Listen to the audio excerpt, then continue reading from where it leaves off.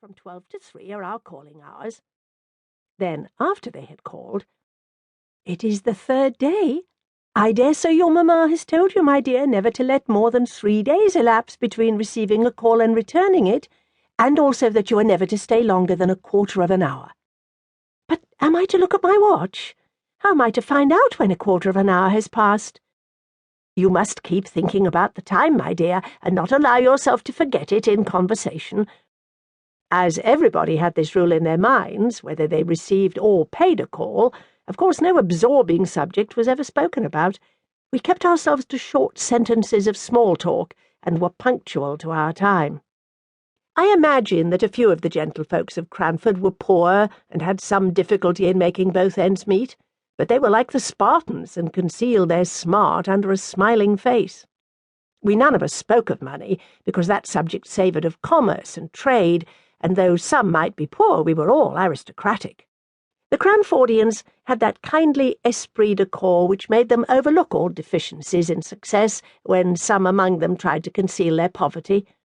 When Mrs. Forrester, for instance, gave a party in her baby house of a dwelling, and the little maiden disturbed the ladies on the sofa by a request that she might get the tea-tray out from underneath, everyone took this novel proceeding as the most natural thing in the world, and talked on about household forms and ceremonies, as if we all believed that our hostess had a regular servants' hall, second table with housekeeper and steward, instead of the one little charity school maiden whose short, ruddy arms could never have been strong enough to carry the tray upstairs if she'd not been assisted in private by her mistress, who now sat in state, pretending not to know what cakes were sent up, though she knew, and we knew, and she knew that we knew, and we knew that she knew that we knew she'd been busy all the morning making tea, bread, and sponge cakes.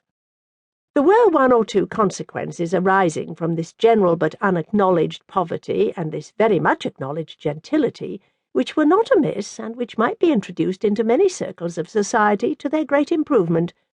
For instance, the inhabitants of Cranford kept early hours and clattered home in their pattens, under the guidance of a lantern-bearer, about 9 o'clock at night, and the whole town was abed and asleep by 10:30.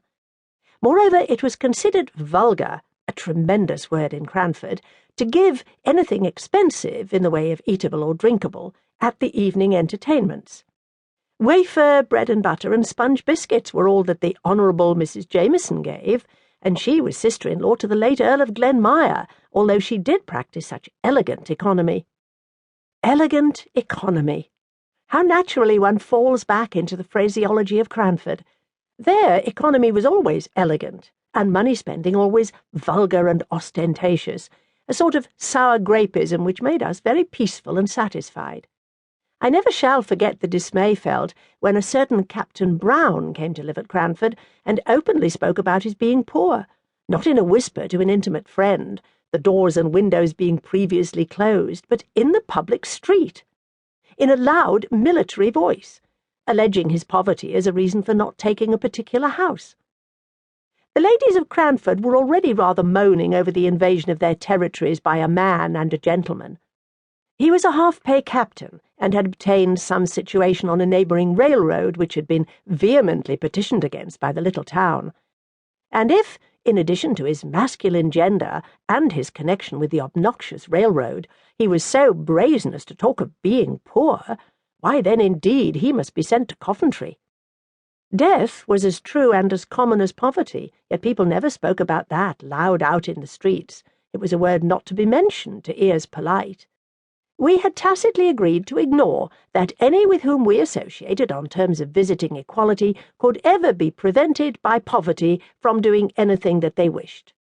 If we walked to or from a party, it was because the night was so fine or the air so refreshing, not because sedan chairs were expensive.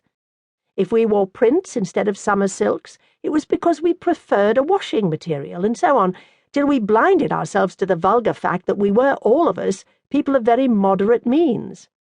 Of course, then, we did not know what to make of a man who could speak of poverty as if it was not a disgrace.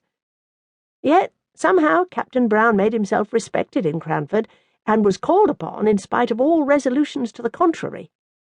I was surprised to hear his opinions quoted as authority at a visit which I paid to Cranford about a year after he had settled in the town.